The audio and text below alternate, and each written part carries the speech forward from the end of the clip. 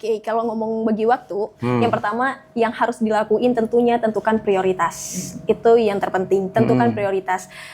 Pastinya setiap individu itu memang udah mempunyai skala prioritasnya masing-masing, dan juga pastinya kalau benar-benar orang yang bisa memanage waktu dengan baik, dia akan memikirkan apa yang dia akan kerjakan, pastinya dia udah memperhitungkan. Kadang kan tingkat kesibukan orang-orang itu beda dan tingkat kesuksesan orang-orang itu beda. Mungkin kalau misalkan di sini aku ikut organisasi A, B, C, D atau misalkan ikut program A, belum tentu orang lain itu akan menganggap hal itu sebagai titik sukses yang sama. Mungkinkah ada hal yang lainnya sehingga perlunya untuk mengenali dirinya sendiri sembari mencari informasi, dan selain itu juga perbanyak networking. Halo Sobat Inspirasi, selamat datang di podcast DK Vibes, Dialog Kreatif, ruang ngobrol seru bareng sosok-sosok inspiratif dari kampus kita tercinta Universitas Wiraraja. Tentunya kali ini bareng aku Daus, ya kan, mahasiswa DKV yang terganteng, terpintar, the best, pokoknya apalah pokoknya ya. Kali ini Daus nggak sendiri, tentunya ditemani sama sosok-sosok inspiratif kita dari kampus kita tercinta, dan kebetulan ini juga dari FISIP. Yang kemarin saya dengar nih sudah lolos dari Journalism Fellowship Program yang diselenggarakan oleh Narasi Academy dan Kedutaan Besar Australia. Tentunya kalian penasaran ya kan, gimana prosesnya sampai lolosnya, tekniknya seperti apa. Nanti kita kenalan ya sama sosok inspiratif yang sudah kita datangkan ini. Kita kenalan dulu, kita sapa dulu. Mereka ini adalah Vio dan Vira, yang satu dari Prodi Desain Komunikasi Visual, satunya lagi dari Administrasi Publik. Halo Vira dan Vio. Halo. Kok kayak lemes gimana? Sebenarnya bukan lemes sih. Lemas karena kucing meninggal atau gimana? Iya. Kabarnya dapat.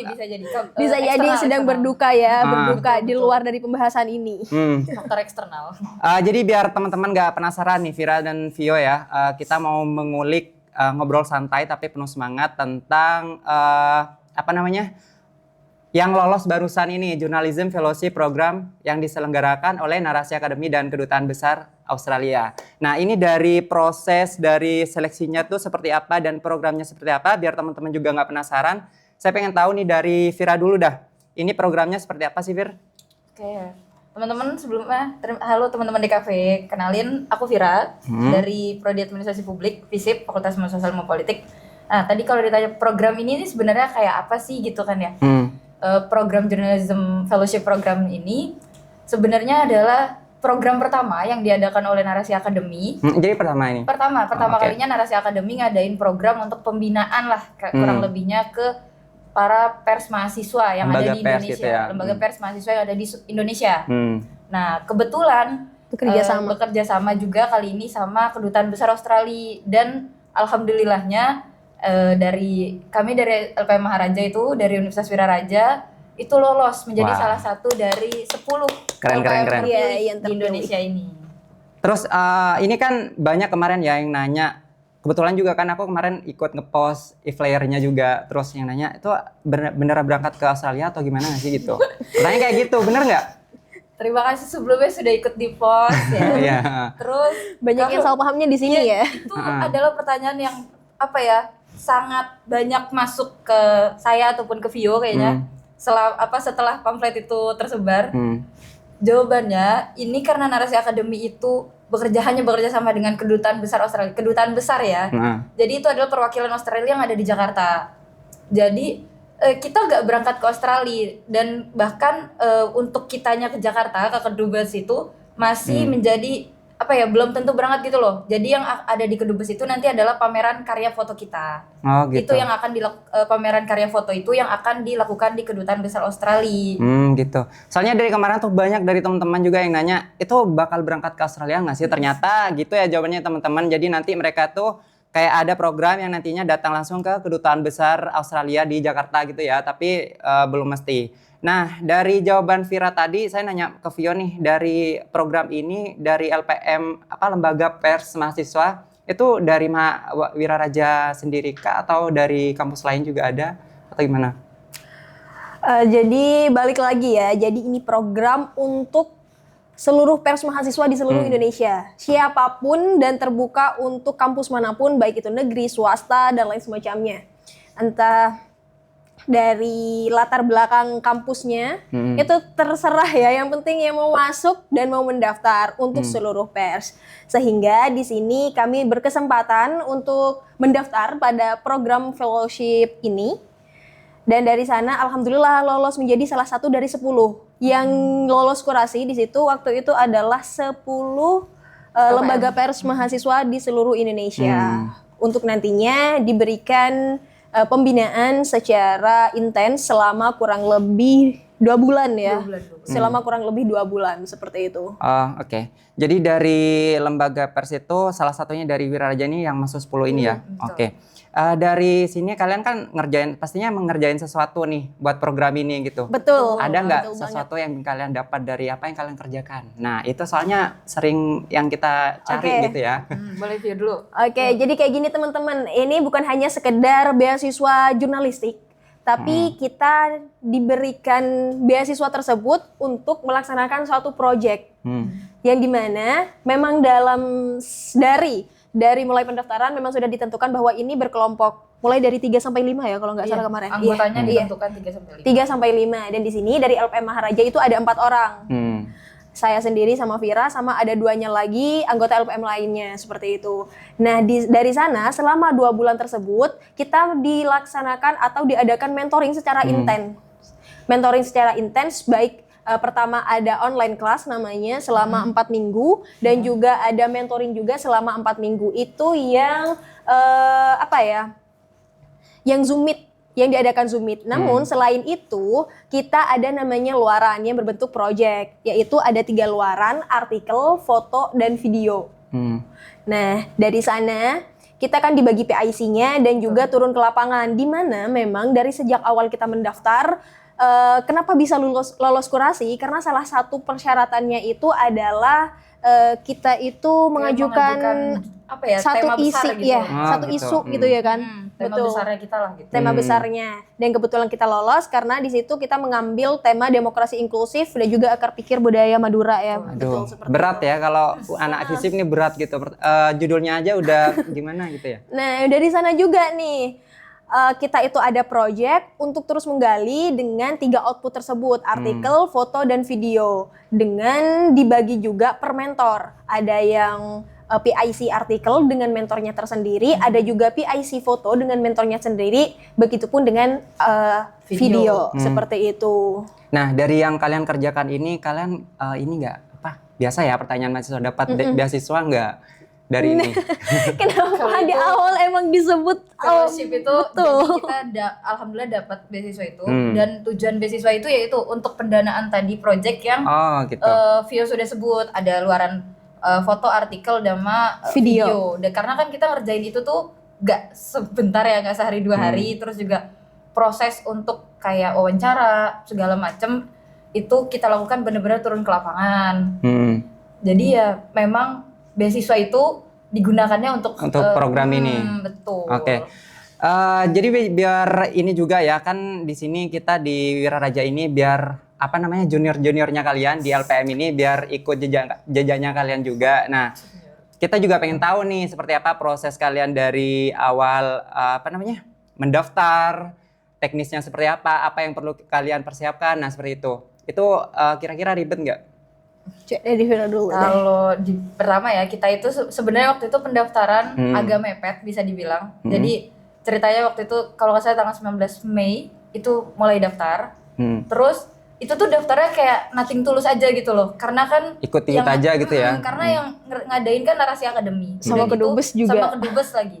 Emang gak terlalu berharap ya. Iya, bahkan saya beberapa kali juga sempat ikut di eventnya narasi tuh ya beberapa kali gagal juga itu. Karena emang susah lah buat masuk event narasi gitu.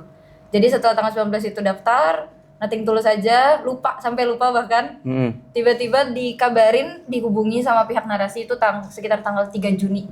Itu ternyata baru lolos. Dikabarin kalau lolos. Memang kayak gitu ya. Kadang-kadang kalau sesuatu yang nggak kita terlalu harapkan tuh biasanya lolos. Iya, apalagi kan ini seluruh Indonesia ya LPM. Dan saya kemarin sempat ada kongres nasionalnya LPM nasional juga se-Indonesia. Itu saya tahu bahwa teman-teman LPM di luar itu keren-keren banget juga gitu. Betul, kalau misal dibandingin sama kita kayak gitu ya. Produk-produknya juga udah produk jurnalistiknya itu keren-keren segala macam. Jadi saya makanya dari awal daftar tuh ya kalau daftar kalau lolos alhamdulillah, kalau enggak ya mungkin ini pembelajaran gitu aja. Terus kalau ditanya susah apa enggak, ribet atau enggak, kalau mulai dari pendaftaran sih enggak ribet ya, karena kan dari pihak narasi kita hanya kayak ya kita daftar, kita ajukan nih tema besar kita nih apa, benar tadi yang Itu dalam disebut bentuk apa Vio. tuh? Ada G-form-nya. Kita ngisi G-form aja gitu aja. Kayak tema besarnya demokrasi inklusif dan akad pikir budaya Madura. Karena kan di situ kita pengen ngangkat apa ya, kayak Madura ini loh biar dikenal juga sekalian sama orang banyak gitu. Biar nggak cuman kayak jamet, maling besi gitu ya. Ini kalau di Madura biasanya orang nyebutnya jamet, maling besi gitu-gitu. Nah, Iya terus sih. dari itu kalian dari pendaftaran, dari kalian persiapan ikut program ini gitu kan. Kan namanya mahasiswa yang masih ada kesibukan lain gitu. Dari kalian harus kuliah, dari kalian harus berorganisasi yang lain. Gimana sih cara kalian itu nge-manage waktu kalian biar sejalan sama apa yang kalian ikutin ini di programnya ini, sama kuliahnya, sama tugas-tugasnya. Kan sekarang kita semester bentar lagi lulus ya, amin. Gimana sih cara bagi waktunya kalian tuh?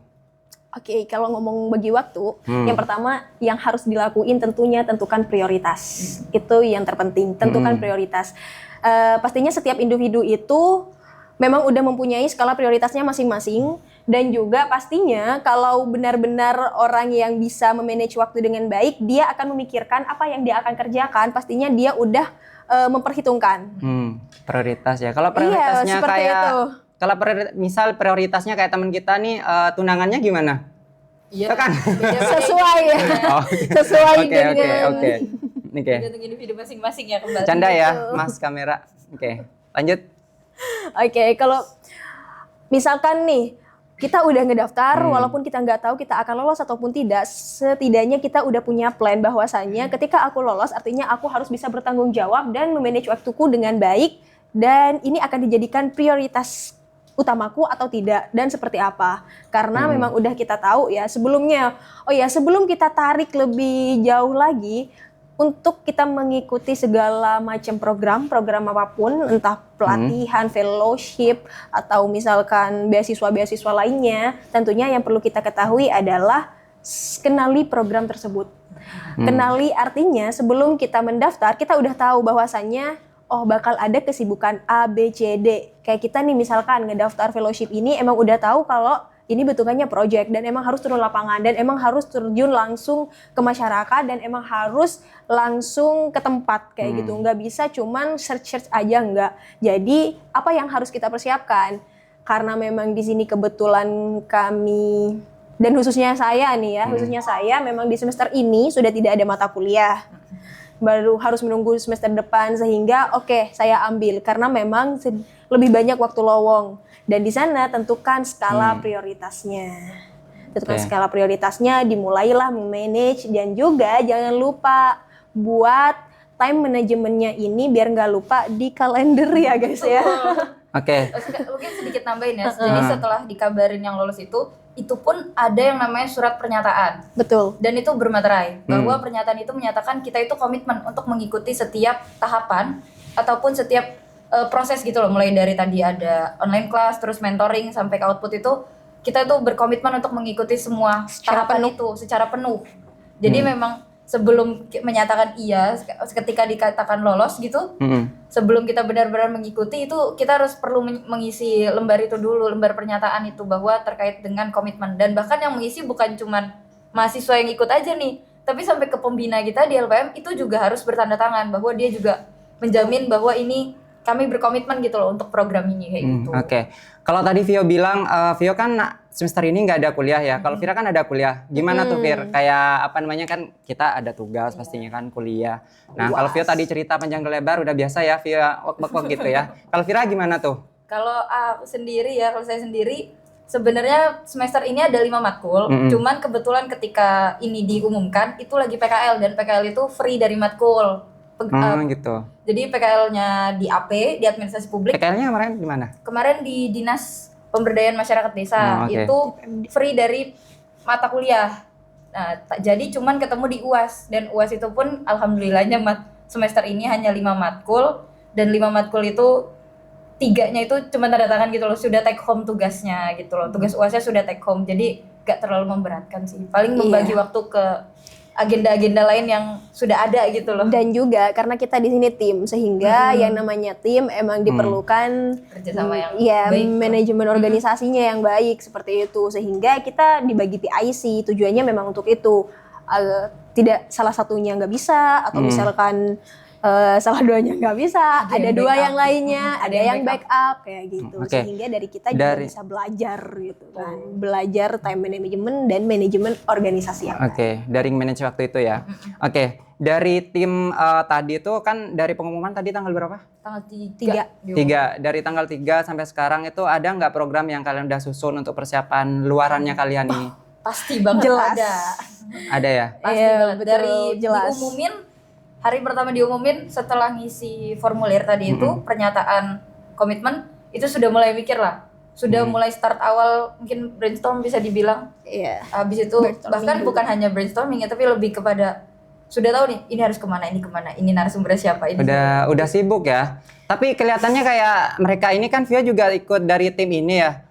Maksudnya kayak nggak sibuk, kayak masih ngurusin kucing, ngurusin ini, kayak gimana gitu loh. time management. Oh gitu, itu ya, itu rahasianya Vio ya kan. Nah oke, dari program ini kan banyak juga dari mahasiswa kita biar apa ya, biar bisa ngikut jejaknya kalian, bisa produktif lah. Kan namanya mahasiswa kadang cuman kuliah, Pulang. kuliah habis itu pulang gitu. Gimana sih caranya kalian tuh biar aktif di beberapa organisasi selain juga mengikuti program-program luaran dari bisa dibilang kayak ini narasi dan apa namanya kedutaan besar Australia gitu kan. Nah gimana tuh biar teman-teman juga termotivasi dari yang kalian bicarakan sekarang? Oke. Yang pertama, harus perbanyak mencari informasi. Misalkan nih aku kupu-kupu, kuliah pulang, malas mau ketemu sama temen, agak introvert nih kayak gitu kan. Kan kadang kayak gitu. Kalau kelelawar kayak itu Perbanyak. gimana Vio? Kalau keluar kayak Nyengir dia. Nyengir dia. Beda ya? Harus perbanyak cari informasi, entah dari media sosial, karena sekarang udah banyak banget dari media sosial, terus dari WhatsApp group lah yang paling intimate dari WhatsApp group, ataupun misalkan dari manapun, entah secara daring ataupun luring. Nah, habisnya itu teman-teman juga harus tahu mengenali diri sendiri, itu yang penting. Karena apa? Setiap apapun yang ingin kita kerjakan, setidaknya itu sesuai dan linear dengan goals Passionnya kita. lah, atau Iya, passionnya sesuai sesuai. sama passionnya masing-masing seperti itu. Kemudian apalagi ya? Kadang kan tingkat kesibukan orang-orang itu beda dan tingkat kesuksesan orang-orang itu beda. Mungkin kalau misalkan di sini aku ikut organisasi A, B, C, D, atau misalkan ikut program A, belum tentu orang lain itu akan menganggap hal itu sebagai sesuatu titik yang sukses yang sama iya, gitu. satu titik sukses yang sama. Mungkinkah ada hal yang lainnya, sehingga perlunya untuk mengenali dirinya sendiri sembari mencari informasi, dan selain itu juga perbanyak networking.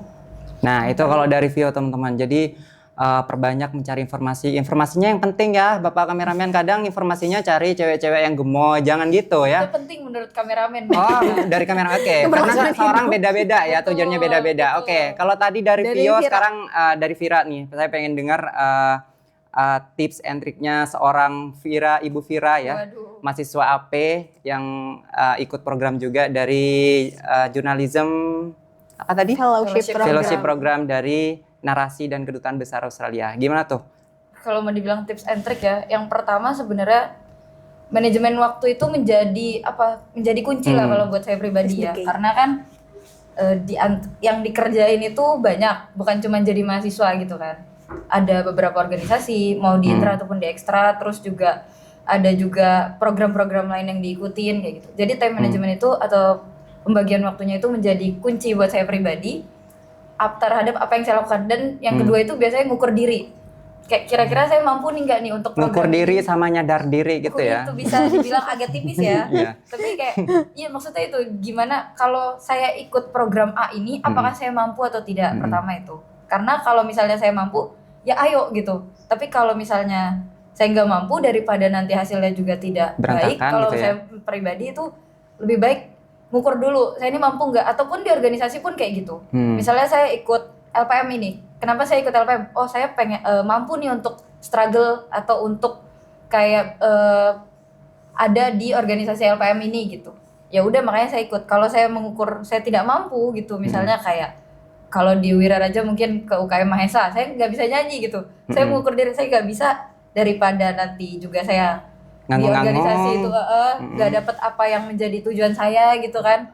Jadi mendingan setelah saya ukur kayak gitu, gak usah deh, saya ikut yang memang saya mampu dan saya bisa. Serta sesuai sama passion sih. Ya itu sih, karena kan pengaruh passion itu ya, jadinya pemilihan atau seleksinya dalam berorganisasi ataupun apa namanya program itu biasanya melalui itu. Dan kalau mau dibilang apa ya kayak tips and triknya sebenarnya kurang lebihnya di 2 hal itu, sisanya itu lebih ke ngalir dulu, lihat jadwalnya dulu ini ngalir aja dulu tidak, gitu ya. dan menyesuaikan 2 hal tadi itulah. Oke.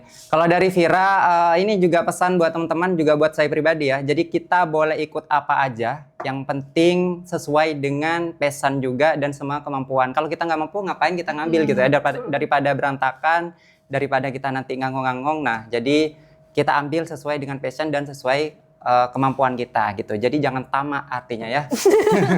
Oke. Kalau dari tadi ini tips and triknya kalian, nah ada nggak mimpi terbesar kalian nih setelah ini ke depan? Dari Vio dulu dah. Mimpi terbesar.